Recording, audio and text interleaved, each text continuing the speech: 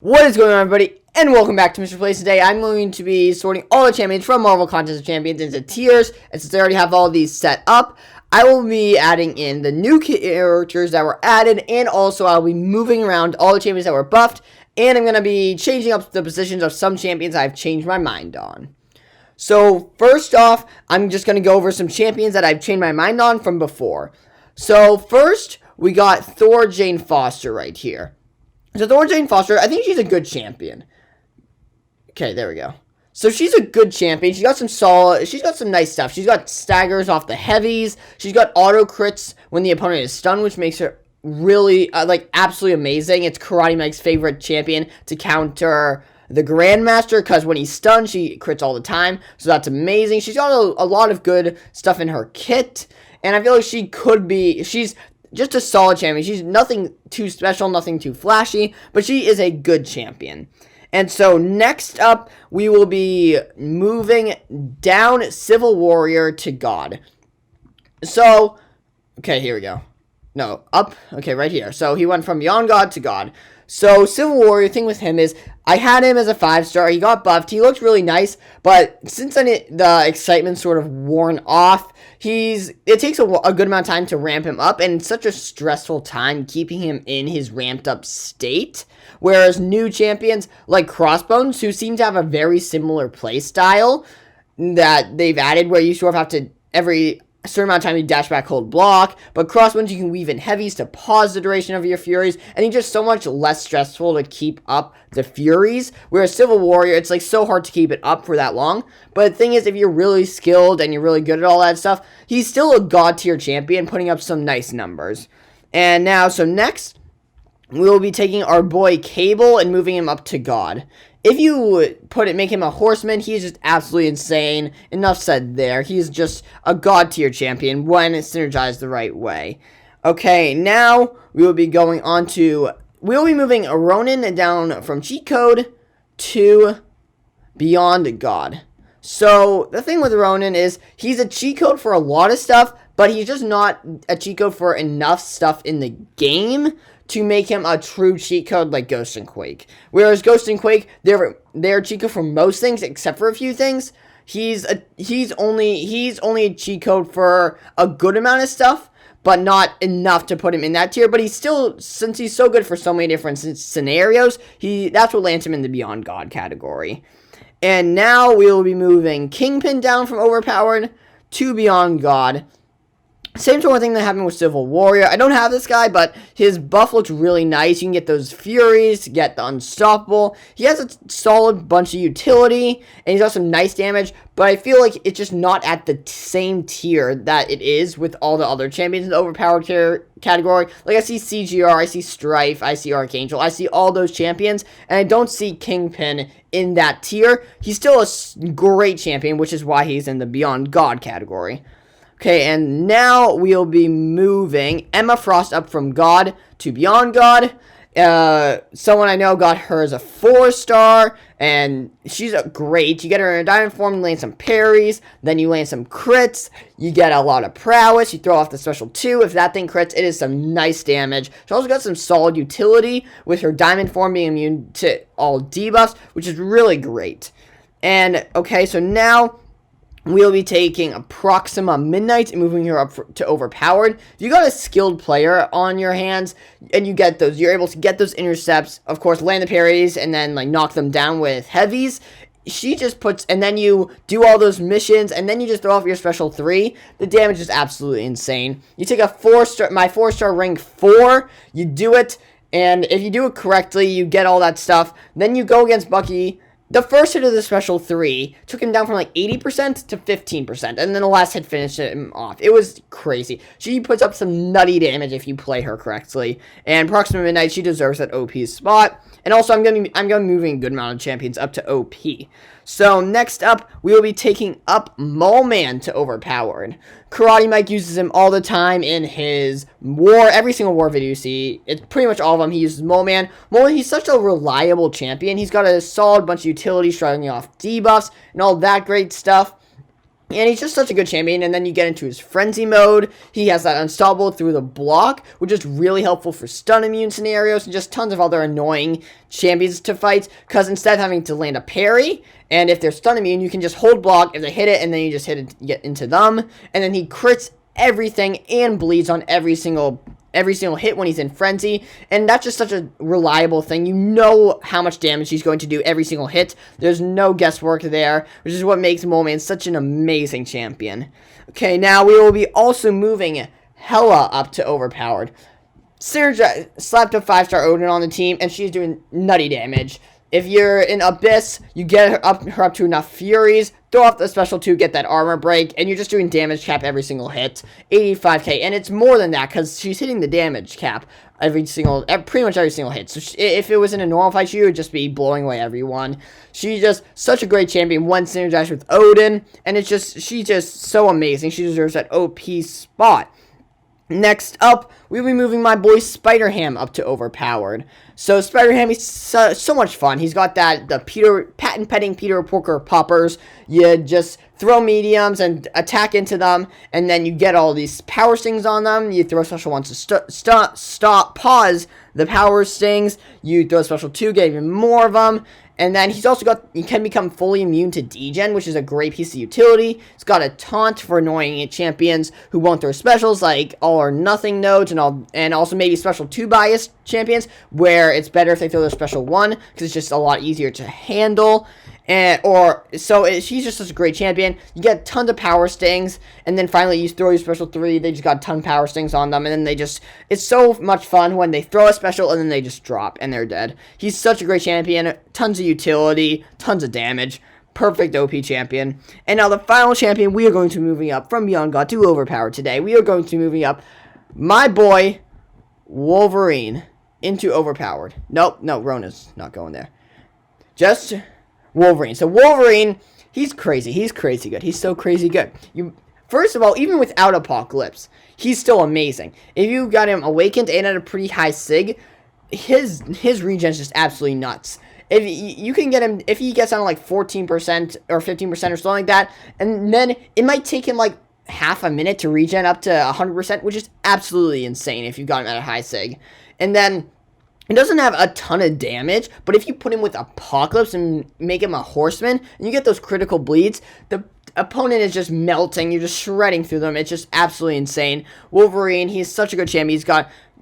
He's got so much regen, which makes him great for the suicide masteries, which a lot of people like to run, because even though he throws the specials, he'll just regen back the recoil. He regens back everything. When he's awakened, he regens everything back, and the critical bleeds do so much damage. He's just such a fun champion to play, such a great champion to play.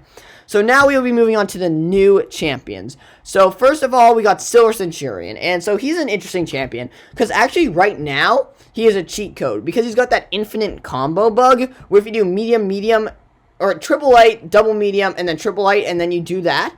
So right now he's a cheat code, but obviously that is bugged right now, so they're going to be patching that pretty soon. So I'm estimating that once they patch that, he's going to be landing in the God category. He's got some nice utility. He's got that armor up. He's got a good amount of damage if you throw this off the second medium. If you get into his locked on stage, you get a ton of plasmas up, and you just get into locked on, and then you can just throw double mediums, and the second medium does tons of burst damage. He's got he's got a heal block. He's got a good amount of stuff in his kit. He's also got a slow off the heavy. It's not too long of a slow, but it's enough, and especially if you got like footloose nodes, where those are annoying. And so you can just throw your heavy right before they throw a special, and then they don't have that unstoppable and evade, which is great. So he's got a lot of stuff. He doesn't have of course, he's not the greatest champion in the game, but he is a solid champion, landing in the God category.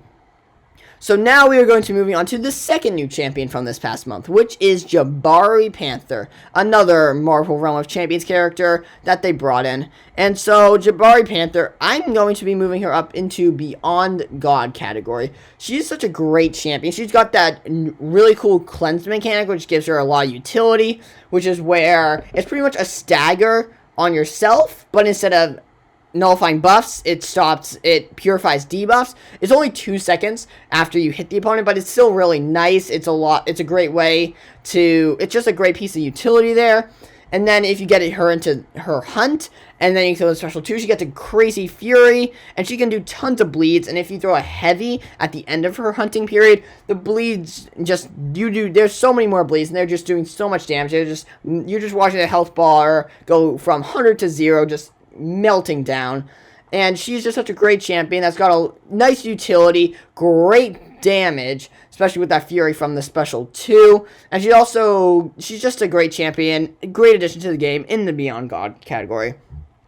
And so now for the first buff, we have Odin. So Odin, so pretty much what his buff did, they didn't do too much, so I'm going to be landing him in the God category. They didn't do a ton, but what they did was enough to make him a God tier champion. They just added, instead of Odin Sleep giving him a fury and an armor up, he always has a fury and armor up, and he gains a 15% aptitude. I'm pretty sure it's 15%. He gains an aptitude for Odin Sleep instead. So it's not that he's bad that becomes good. He's good that becomes great with the Odin Sleep. And then if you throw the special 3, you can copy that aptitude and copy the fury. And this guy's actually doing some really nice numbers. And then you throw the special 2, they also increase that damage cap, which is really great. It's a great job because the special 2, unless you were fighting Realm of Legends, it's pretty much every other content, it's something from the damage cap would just make it barely do any damage, and it would feel so underwhelming. But now increasing that damage cap, giving him those furies and the aptitudes, and also increasing his buff duration from 7 to 10 seconds, like that just makes it so much better. He's also got that utility with the True Strike off the special 1 to counter evade, which is great. So what they did a little tune-up. Of course, I think they should rework this guy again, because he should be an OP character. He's literally Odin. He's the All-Father. But what they did enough to just add a little bit more to his kit, add a little bit more to him to give him those numbers that he was completely lacking before. So I'm hoping in the future they tune him up a lot, but this little quick tune-up for this month is a great. I'm glad at what Caban did. So it makes him a God tier champion. And then second off, we've got the Black Panther buff. So Black Panther, just a classic version. So Black Panther has always just been an underwhelming champion. They announced they were going to buff him, and Black Panther is also going to be going into God with Odin and all these other champions. So Black Panther they actually gave him new animations, which look absolutely amazing. I'm loving them. I'm loving them a lot. And he's got a lot of cruelty. He's got precision stacks. And then he's really interesting because he relies, a lot of his kit comes from intercepting and special intercepting. So if you're a higher skilled player, it's a lot easier to play him well and get some nice damage numbers. And then his special 2 just does so much damage. He's such a bleed king. He does so much damage from bleeds. And you get into his Panther's Might, and his just damage is going crazy. His bleeds are going crazy. Everything about this guy is just tearing through opponents. He's not at the same level as the champions above him yet. I feel like maybe over the next month, if I see some more gameplay and I just see some absolutely absurd stuff that people are doing with this guy, I'll move him up. But for right now, I feel like the God tier category, that tier is a great landing spot for Black Panther. And so the next buff we have is Mr. Fantastic. And I'll be putting Mr. Fantastic in Beyond God. So my feelings on Mr. Fantastic are the same feelings I have on both Korg and Thing. And so both Korg and Thing, Korg needs like two other synergies. So pretty much a 3-person team to be great. Thing needs a full team synergy with the other 4 people dead, and to make him amazing. And Mr. Fantastic, you need him, another version of him, which is really hard to get. You need like both the 6-star and 5-star version of him, or a 5 and 4-star, I think. You can do, and then you also need the 3 other people in the Fantastic Four, Thing, Invisible Woman, and Human Torch. So you really need a huge synergy team to make him an overpowered character. So that's why he's not an overpowered, because those types of champions I like to land at Beyond God. And he's really similar to Void in how he has debuffs on the opponents. You can refresh him with heavies, and his Fury off this special 3 is so much more potent. The heavies, the debuffs last longer. He starts with more persistent charges, so you can start off with more debuffs. And when you have that full Fantastic Four synergy, they're just ticking down the opponents. The debuffs are just ticking down the opponents so much, and it's so crazy. And he's just such a great champion.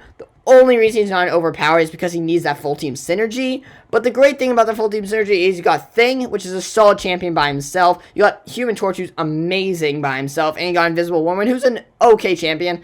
So at least the team you're making up is still a pretty decent team that would be viable for working in a quest. But since you do need that team, that is why he lands at the Beyond God spot. And so finally, we have the final buff, which was to my guy Vulture. So Vulture, he hasn't gotten much love before, but now they did a great job with him.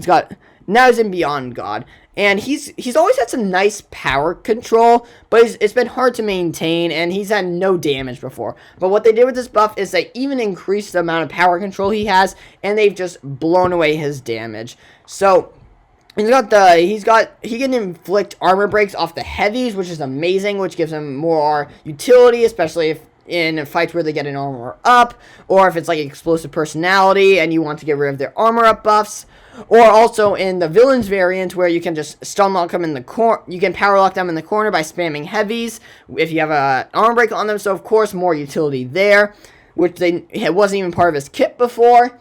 And they also they made it, you can start at 50 Jabari charges, and you can start at 100, so it's not like you're just starting at 0 when you first go into the fight if he's unawakened, which is really great. And his power control is absolutely mad. If you play him correctly, and you just do a bunch of backdraft intercepting, and then you throw special 2s, if they have power, and then you throw a special 2, and then you get that siphon burn, and then you're just siphoning power from them. They're getting so much less power, and then that power, he's doing so much damage to them with it. And it's just so amazing. He's such a great power control champion, and I really want to see them do the same type of thing with Dormammu, because Dormammu is such a similar champion to what Vulture was. Great, amazing power control where they pretty much always stay under a bar of power, but no damage. Now Vulture's got the damage. Give Dormammu some damage. That's what I want to say. So, yeah, Vulture, he's a Beyond God champion. And so, this is my tier list. So, we got Cheat Code, we got Just Ghost and Quake, Overpowered, we got all these guys. Beyond God, God, good champions, average champions, bad, terrible, and then the memes of the game. And so, thank you guys so much for watching this video. If you did enjoy it, please be sure to like it and subscribe if you want to see more video game content with notifications on so you don't miss any of our uploads. We upload Monday, Wednesday, Friday.